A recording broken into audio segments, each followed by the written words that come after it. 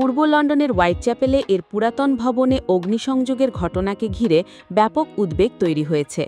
গত মঙ্গলবার ভোর ৫টা ১৬ এই অগ্নিকাণ্ডের সূত্রপাত হয়। মেট্রোপলিটন পুলিশ প্রাথমিক সিসিটিভি ফুটেজ পর্যালোচনা করে নিশ্চিত করেছে এটি একটি পরিকল্পিত অগ্নিসংযোগ। ঘটনার তদন্ত করছে কাউন্টার টেরোরিজম পুলিশ। সাম্প্রতিক সময় লন্ডনে ইহুদি সম্প্রদায়কে লক্ষ্য করে একাধিক হামলার প্রেক্ষাপটে এই ঘটনাকে অত্যন্ত গুরুত্ব সহকারে দেখা হচ্ছে।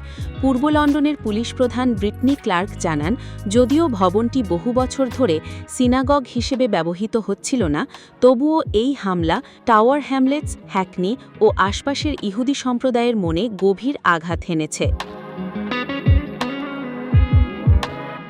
অন্যদিকে হেলেন ফ্ল্যানাগান বলেন, উত্তর ও উত্তর-পশ্চিম লন্ডনের সাম্প্রতিক হামলার সঙ্গে এই ঘটনার কোনো যোগসূত্র রয়েছে কিনা তা খতিয়ে দেখা হচ্ছে।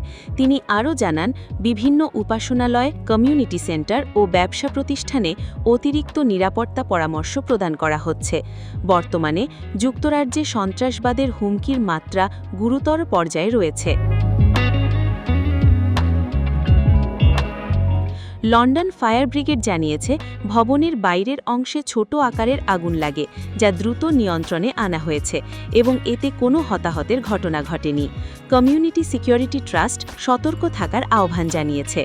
ডাউনিং স্ট্রিটের এক মুখপাত্র এই ঘটনাকে ইহুদি সম্প্রদায়ের বিরুদ্ধে উদ্বেগজনক হামলার অংশ হিসেবে উল্লেখ করে জানিয়েছেন, সরকার ইহুদি বিদ্বেষ মোকাবিলায় কঠোর অবস্থানে রয়েছে।